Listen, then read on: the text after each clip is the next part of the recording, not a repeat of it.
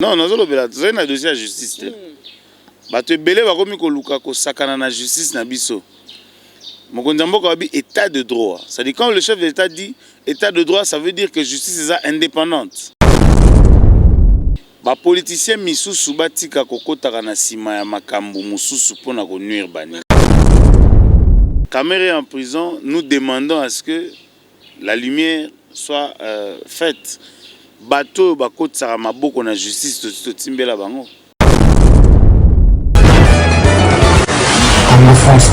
Mesdames et messieurs, vous êtes là partout dans le monde entier. Merci de la confiance pour la fidélité. Vous allez toujours dire merci.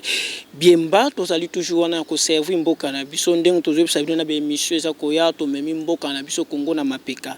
Le loto yambi monsieur Alain Madilou ou Azali moko ya ba quatre ya ba INC et on a ende toujours meka ko développer position ya INC. Pourquoi Vital Kamerhe a participé na projet au ba sala qui appelle kuna azala kité et d'autres actualités to komeka ko solangona monsieur Alain Madilou. Mon mboka bonne santé. Ouais, santé nzamba zo sala grâce, santé ça va. Santé ça va ko pesa biso ozo ko assumer fonctionner na kati ya INC. Naza coordonnateur adjoint en charge de recrutement et implantation à ville de Kinshasa. Et puis communicateur et à parti. Babenganga Munduki à UNC, armes et destruction massive. Ok, merci beaucoup Lokoza Munduki. Biso peut retourner à la question sur ça consigné Munduki. Le lo oyo to monaki procès à Vital Kamerhe et ça là qui bossa ba INC qui na procès on un appel Vital Kamerhe. Mais d'abord to meka ko tuna nuance d'abord. Yo ça la lecture ni na procès à Vital Kamerhe. Bon, au moni chance nangaza qui na tangi droit na université de Kinshasa. Okay.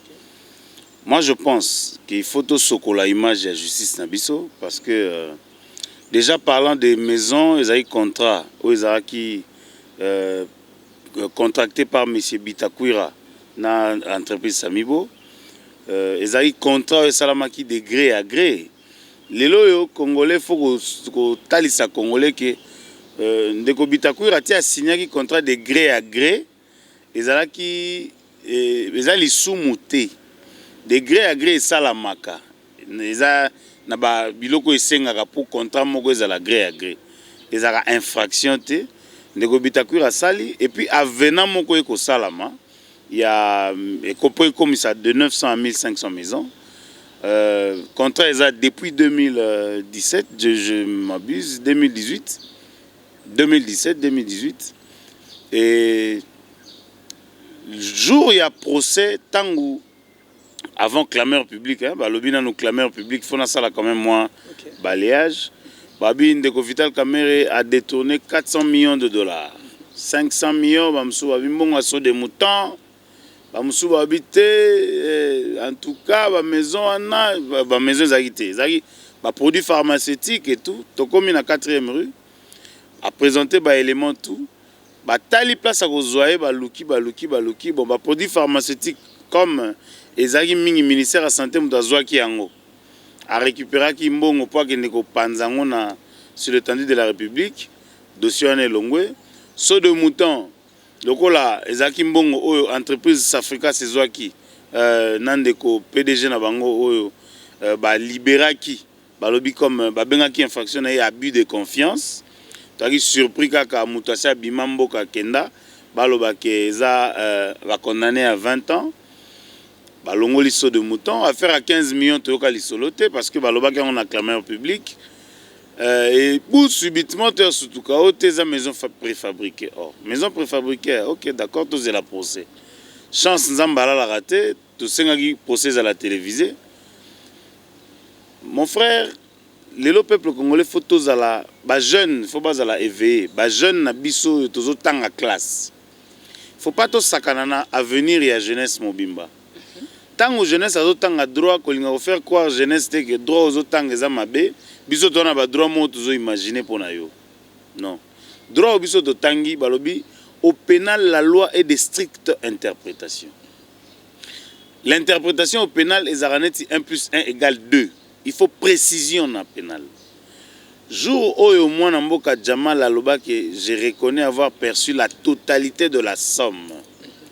en toute honnêteté, pour nous laver l'image de la justice, parce que la justice élève une nation, il aurait fallu que moi Mboka Vital Kamerhe bazongi sa na ndaku azongi la musala ya mboka avant na famille na ye avant na parti na ye oza UNC mais ba memi biso na ba raisonnement o eza sous pénalité comme philosophie et comme sociologie avocat ya république baloba qui vole mon intellectuel voilà je voulais en venir.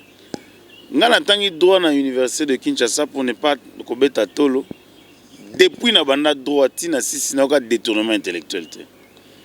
Le détournement se démontre, c'est-à-dire soit d'abord pour le détournement des deniers publics et ça la rentre ba fonctionnaire ba agent public de l'État. Ba bengan de ko Jamal agent public de l'État seulement par le simple fait que azwa mbongo ya l'État or ezala raté. Pour pe sa sens na condamnation et en sens té. Tant que mbongo longwaka na trésor public et comme pas il y a commerçant et longwaka fonds public de l'État et comme aka mbongo ya commerce et mbongo ya projet oyo l'État zozela retour oyo za ba effet oyo ko produire mbongo et ndeko alobi banda ko ezali alobi azo installer ba misale zo salama a insister abi ata ba condamner nga bato baza contre programme ya chef de l'État. Na ko continuer pour na silisa ndako basoda banda ko neza na kancha chinga na mona ngo batu ba mona ngo bale na mujima batonga banda ko gouvernement na biso ya république ebimi balobi ke banda ko ezali faut batinda ba commission d'experts ba kende ko vérifier en tout cas sur le plan de droit soki to baluki nazo mona responsabilité moi na Mboka Vital Kamerhe. C'est pour na bino que procès ni politique, procès politique. Parce que procès politique pour na ni pour ba écarter ka Vital Kamerhe pour ba joindre. Bon, les intentions des gens bango bat ba bango. Mutu soka za na intention na yé mutayebi ni nga sala parce que oyebi toko ba no lobana place à batute. Mais tout ce que nous savons est que na contour ya droit procès on est sensé.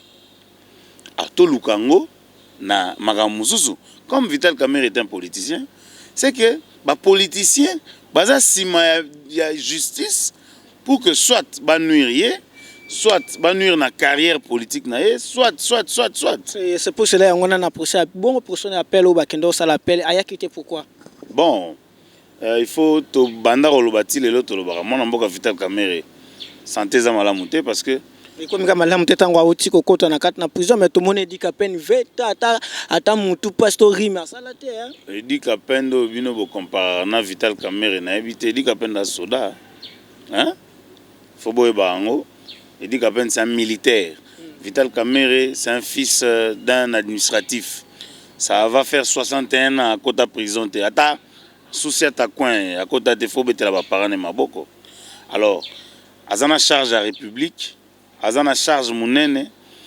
azana parti famille biloko belé ayeko kota prison na biloko azo comprendre te oyebi sur le plan psychologique hein mutu soit za innocent atungisa mingi mutu azaka à l'aise na prison ezaka mutu aza ayebi ke na sali likambo yo na vandiawa so nzamba sali na bima so pete na purger peine nanga mais mutu aza innocent azara culpabilisé na yebité pourquoi nazawa non ça nini et ba questionnement on a et dérangera mutu position ya INC na Union Sacrée le Union Sacrée salami premier ministre abimi déjà et toto la paix composition bazo ya gouvernement to so INC pa kozala na kati wana position na bino na actualité politique na ba makamu nyonso za koleka parce que totu comme na chef d'état bundi guerrier moko na FCC to moni silence radio ya INC et chef d'état ko abomi coalition na FCC silence radio kaka le gens de l'IDPS ba mo bazo kolite position na bino INC za nini. Pourquoi silence? Koloba bongo te parce que oyebi mambo eleka te.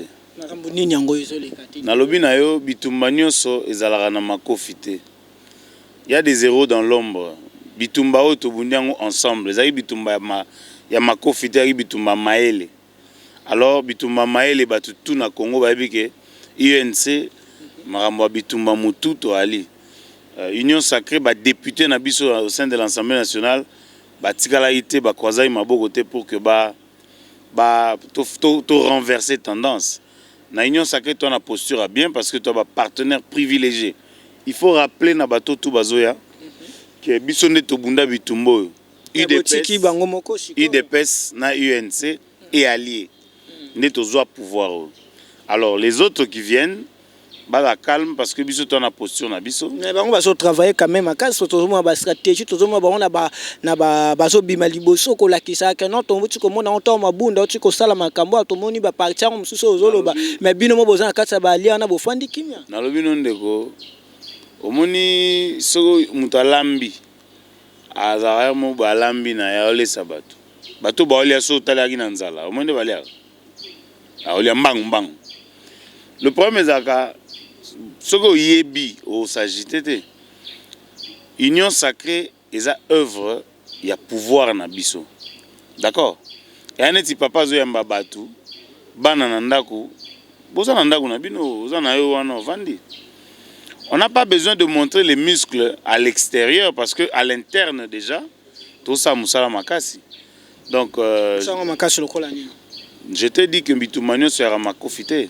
Na IDPS maitamayeli bazali na FCCP batamayeli bazali. Na lobi na yo que bitumba nyonso ezara makofité. C'est-à-dire les réflexions et bitumba o ezaki na kati ya parlement. Na parlement, nous avons des députés UNC et UDPS au ba aider les autres qui sont venus pour te renverser tendance. C'est-à-dire côté wana, il y a même pas à discuter parce que Batutu baebi ke bato baganya pouvoir za IDPS UNC et allié. Pouvoir na biso. Union sacrée bandeko baye pour que total intérêt à Congo. Donc côté wana polémique je ne pense pas exact. Biso awa eloko tozo senga eza que ba politicien misusu batika kokotaka na sima ya makambo mususu pona ko nuire bani. Makambo ngo lokola nini mwana mboka. Non, nazo lobela c'est un dossier à justice. Bato ebele bakomi koluka ko sakana na justice na biso. Mokonzi mboka babi état de droit. Ça dit quand le chef de l'État dit état de droit, ça veut dire que justice est indépendante. Mais au moment na bato musu bazoya ko faire croire bato ke ngai na puissant, yo soko sali bo na ko pesa obo, yo soko zongi bo. Tolingi bato wana te. Tolingi to tambola ndenge mokonzi mboka lobi. Mokonzi mboka lobi état de droit. État de droit lobi nini? Soki mutu aza innocent, il faut kotika ye. Soki mutu aza coupable, il faut purger peine. Chef de l'État qui est le garant de la nation, où la justice sera rendue pour le peuple, mais au nom du chef de l'État, des fois, moi je demande que le chef de l'État puisse s'impliquer pour na désordre batu misusu ba ko tchana justice ici. Mais wana to comme mona ke comme le pouvoir bobande ko boya ya Kabila chef d'état ko kota te pour justice est indépendante yo mo bibi oza mutu adwa oyebi yango nde tambola so chef d'état ko tu wana moteka comme ko gérer le sous domaine ku makambo ya justice. Babenga chef d'état garant du bon fonctionnement de la République. Quand j'ai dit l'implication, j'ai demandé l'implication chef d'état. Ça veut dire que désordre, je fais allusion. Ils ont dérangé l'indépendance et la justice. Ils ont dérangé une bonne administration et la justice. Et c'est un garant du bon fonctionnement. Aya. Azongi samaramnanzela. Et ça c'est que ayaka kokota non. Ayaka lobby que bon sur le plan pénal, preuve ezali, muto aza coupable. OK, d'accord, bosa musala. Preuve ezate bozo kangaye pourquoi? Justifier. C'est-à-dire, quand tu as moi ordre, ordre, il faut ordre partout. Dans l'institution, ce qui désordre, les garants du bon fonctionnement à intervenant. Il y a un moment où un chef de l'État dans la Constitution a arbitre. C'est-à-dire, rôle et arbitre, il y a un chef de l'État exercé. C'est-à-dire, relation nini entre ba communicateur ba membre INC na ba membre IDPS relation pesa ndenge nini ngo lelo oyo entre chef de l'État na président Vital Kamerhe. Nous sommes une famille. Dans une famille, vous restez soudés dans le sort. Famille est à sort. Bon, dans la vie il y a un choix, mais nous tout comme famille. On a une campagne électorale, nous avons des liens, tout ça, des liens belés. Mais on a passé, pour le moment, Vital Kamerhe est en prison. On a vu. Même le passé fait partie de la vie. Oui, mais Banda Kamera est en prison. Non, ça ne veut rien dire. Je t'ai dit ici, nous sommes une famille, nous restons, nous demeurons une famille. Kamera est en prison, nous demandons à ce que la lumière soit faite. Bateau, Bakot Saramaboko, on a justice, c'est-à-dire, ça c'est un dossier. Mais parlant d'une famille, tu as lié famille à un dossier judiciaire. Tu as dit solo, il y a un gouvernement, il y a une scène de lobby qui a oui, à un côté, bien. Bon, on a un gouvernement. Merci beaucoup. Tu as d'abord dossier à Premier ministre, le Premier ministre Abimi. Kolanisa maba rimer nyo soto na lobi ba rimer nyo so parce que tozo kabatumsu akomi ko yebise ki asa rwandais. Est-ce que choix au chef de l'état salia ko bimisa premier ministre le losama o a travailler ki ataki ministre à l'époque Joseph Kabila. Est-ce que zali eloko mo ya be? Bon, ngai biso na UNC tozara discipliné, to benga ngo pouvoir discrétionnaire et chef de l'état. Moi je ne peux pas juger les actes que pose le président de la République. Le président de la République a posé un acte selon lui. Il a plu au président de la République. C'est-à-dire qu'il a une prérogative. On ne peut que accueillir parce que vision un chef de l'État de conduire. Donc, ce qu'on a sali choix, tu constates, tu dis bon, chef a sali choix. Tu as discuté avec le chef, biso tu as discipliné, tu as il y a une institution, tu as sali choix. Il y a une institution président de la République. Pourquoi il a fait Yem Taebi? Comment il a fait Yem Taebi? Donc, quand on a tout jugé, Yem Taebi m'a ambassade. Est-ce que vous avez conseillé le chef de l'État Binonio Sopé beaucoup de temps? Mais c'est ça. Tant que tu as le pouvoir, ça veut dire la réussite et l'échec de ce pouvoir nous encombrent. Vous avez ma conscience que le corps bibon que non des gens au Bimba, oh il y a une scène IDPS pour ça le logo d'un peuple congolais. Bon, au moni. Nga langage on a été passé batambo dans l'intérieur. Il faut que l'intérieur comprenne. Mambu 100 jours et ça là. 100 jours et ça li ba prouesse c'est belé, 100 jours et bon si ba école, 100 jours et ça li mambu belé o ba tu ba éviter. Na mi pesaka bon, to mi pesaka quelque part na pesaka faute pas na biso. Na cache parce que tu vulgariser qui programme on a bien été. Le programme a été très bien élaboré. Les lots na ba miliki na biso ebima na bangombe na biso, tozana ba mbisi ezobima. Na biso ba ipen na est zo sala tona ba route à dessert agricole sala mi ba boaka comment on appelle ça ba bac na ba mai, c'est-à-dire il y a des choses documentation zali soko taloba 100 jours est un programme merveilleux mais on n'a pas su le vulgariser. Soni ça la qui époque et ça la bon. Non, ba tout ba salir image il y a 100 jours. Les gens sont venus pour faire croire aux gens que 100 jours, ils ont un programme Miami, programme Yabatouba Sali pour la COP. Logiquement, ils ont bon côté. 100 jours, ils ont un programme OEA, na ba innovation, et y a ba biloko ebele oyo Batouba profita nango, mais bisonne to zanga ki moyen à vulgariser. Donc dire que tout ça est le côté, je ne pense pas. Nakati 100 jours il y a la gratuité boto mona ba bus c'est commis mais tiens ozotangela ba gratuité wana ozotangela ngate ke na nakati 100 jours wana loso ezala ki likole kiti masango ezala ki boye kiti kolia population commis bien parce que ba 100 jours wana ezala même bozo donc ça même travail au Kabila sala ki parce que Kabila il biso abanda ki boso 5 chantiers ba route bandi ko sala ma tout ça c'est le même travail ouais sala ma ki ngope bino pe bo bandi ko sala bo bande ko sala au moni ndeko na bisayo ya peuple golia bien, peuple zaka. Il faut faire des routes à dessert agricole. Pour nous ça l'échange. Ce échange est comme facile et permet à biloko ils a produit kuna et bima. Et là à 100 jours non tu sais ça. Bato amité mamabe, ba kataki là. Ba nani. Basé belé naza wa pona ça publicité na bangote. Hein? C'est-à-dire élan wana au moni DG à Sokok ya Goma azo sala nzela mulai bakati elan nzela telemite eloko bando ça dit eloko nyoso linga ko sila bakati yango etelema. Pourquoi? Parce que batali babite bato so bake musika ba servir peuple a comprendre que biso to akina manque à volonté 18 ans durant Tout ça, une volonté. Ah, bah, ton thème a bien un FCC, na comprendre. Bon, yo tanga ba combat bateau. Na comprendre. Bon, ba recruter pas na biso. Ba recruter même na cash. Ah. Ouais. Il y a au moins la FCC qui est basée belé moyen temps nous êtes. Ba recruter même na cash. C'est-à-dire elan wana ba kataki yango pour nous permettre surtout comment na soukate. Mais qu'à cela ne tienne, j'ai suivi le gouvernement et les chefs d'État m'ont dit apesi ordre na baso de mouton basili sango. C'est apparemment pe banda pe kamere bakanga ki pe to mo ba msalango se ke mbango le roi so de mouton mona mboka.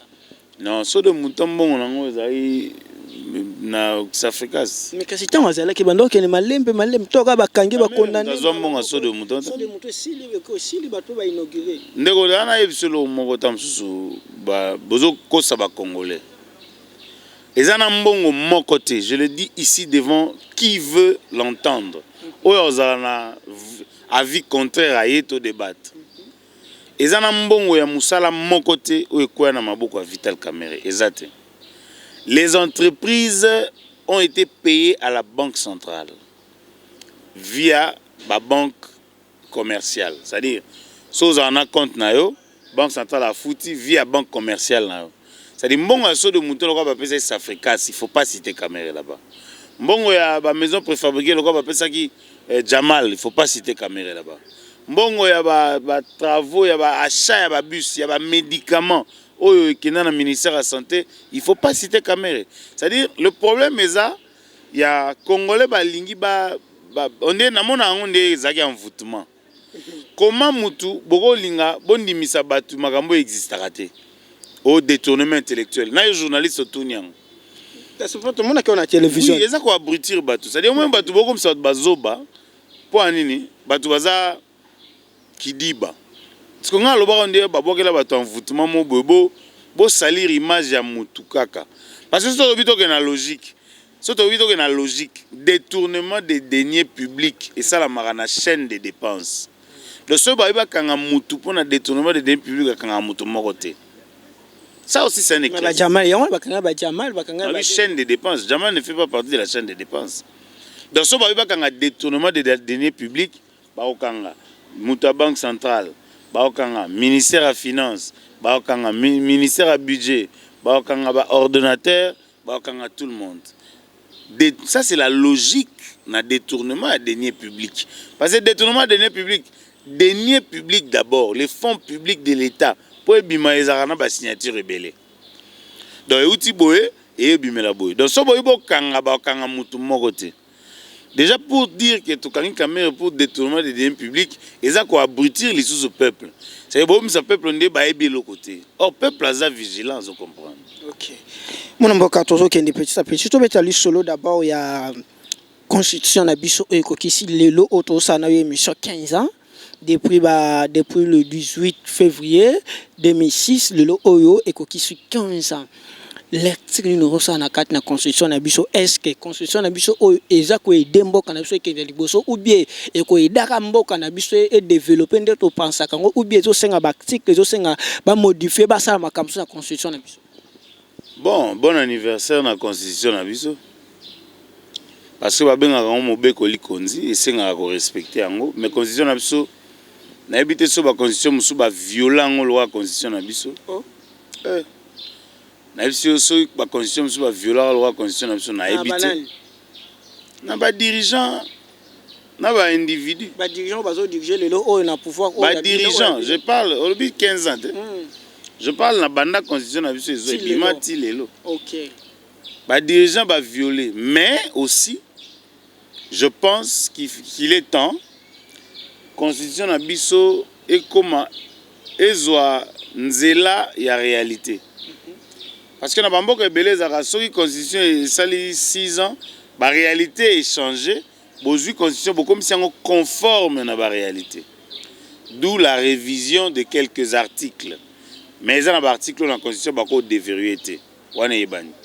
Mais il y a des articles oyo et c'est la constitution beaucoup misango nzela moko etambola nzela moko na réalité. Moi je pense qu'il est temps. Ça va permettre peut-être que Batouba violer la constitution en soutien à la longue, ce qui va recadrer zongi en réalité à l'élo. c'est ça. Hein. Donc, en gros, bon anniversaire dans la Constitution d'Abisso.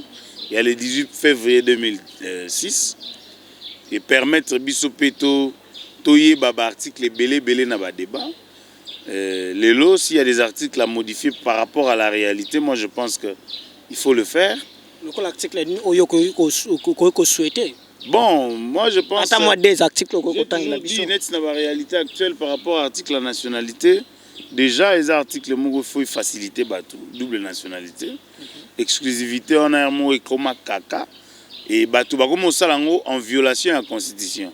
On a une nationalité, on a une nationalité congolaise, on a siégé dans le Parlement, on a un ministre, et ainsi de suite. Donc, côté, on a quoi léger tâche. Voilà, donc il y a des articles, hein, des articles moins mingi. On a double nationalité, on est lié à Batubélé. Il y a rappelé, il y a un dossier, on appelle lié à Batubélé. Soulever au lié à Batou. Donc, il y a un autre bagité, bah, mais et respirer pour que Batubélé soit élan, va vivre. Et voilà, donc, moi je pense que dans ce sens, et ce bassin bon et qui est bien. Merci beaucoup, dossier Aner, Kalev Moutawaza qui convoqué na parquet général, mais malheureusement à toujours ébattu ceux qui a Kenda qui se présenté parce que si le autre jour na nouvelle té na kuna na parquet général le autre toujours mon Kalev Moutawaza qui patron ya Aner le oyo tout monde que justice ne biso ba bengisi est-ce que le lengo toko ko ba vraiment réellement qu'un tas de droit continue na kat na mboka na biso parce que toujours moi ming bato ba to ba kuluna ba ndok en de prison mais le tout moment na pe ba homme politique ba homme fort ba comme pas de prison ngala linga conception état de droit na ba cachoter na ba kokanga batute mais oui so ngango ndeni non état de droit est là qui sinini.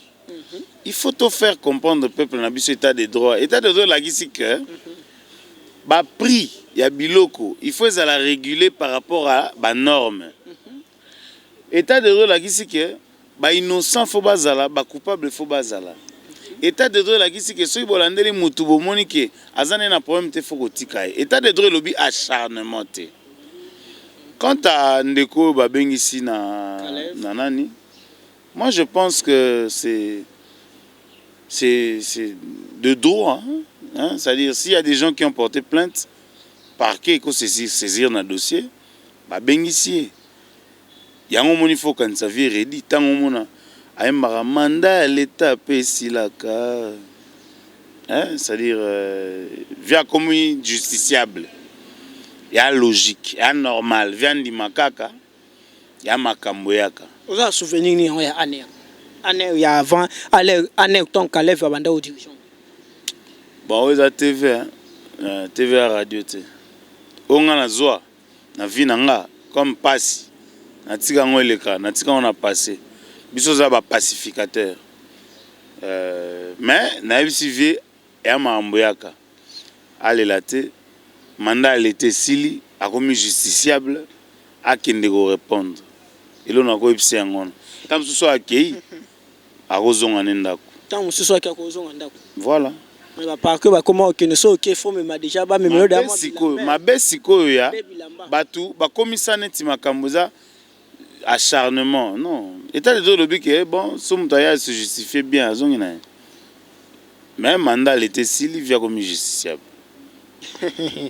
Merci beaucoup toujours kende na suka na ngana tuno mo mituna mo boya suka est-ce que lelo oyo des ans oyo cash na IDPS cash Isali, est-ce que vous avez sengo ya koloba keno na 2 ans oyo to réaliser makambo to kana kito sala le lot to réaliser entre vision et Vital Kamerhe na chef de l'État est-ce qu'ils ont réalisé le lot oyo? Bon on répond à la question pour chef d'État ça répondre qui avec 2 ans qui chaotique ça qui quand même na ba embûche hein ils ont réussi totalité bien que j'ai été contre le chef de l'État. Contre pourquoi? Non, mais parce que moi je vois que Maramoussou et Salama y a bien. Mais je viens de te citer ici, mon frère Kobande Sanga, Maramouka. Et maintenant, on a bongo qui contre hier lobby que notre moto azala qui wana o ayebi Maramounio sazana ba secret belé a lobby que azala qui bien mon bilinga mais yo lobby ozala qui contre. Non mais tant on lobby bilinga ala qui ngape na habité na cadre de la population totale que banzele tongami baso de mouton lelo bat ba finga. Les locaux embouteillage ils n'auront presque plus. Donc, on espère que Babyloko se sili, bien zali. C'est-à-dire, Babu seye, hein, c'est-à-dire, chef d'État est modeste. Abi, il y a eu d'embûches, il y a eu des choses qui n'ont pas bien marché. Mais moi, j'étais contre parce que je sais qu'il y a eu des choses qui ont marché. Le chef d'État n'a pas voulu seulement Robert Tolo. Il a été modeste, mais je pense qu'il y a eu des choses positives où il balisait chemin pour que l'Union sacrée a 2023, il y a toujours une course, la président et bon, il y a président de la République. Bon, il est trop tôt pour parler de 2023. Il faut d'abord parler du procès politique. Et mon amboka Vital Kamerhe, monsieur innocent. Ça veut dire qu'on a compris bien que ceux qui Vital Kamerhe cours d'appel, place de côté s'appelle, va confirmer le mandat dans 20 ans. Il y a une candidat dans l'élection. Il faut pas consulter, pas confirmer 20 ans. Pourquoi? Dans le lobby Soki. Soki en gros, pour nani, parce qu'on a droit exact.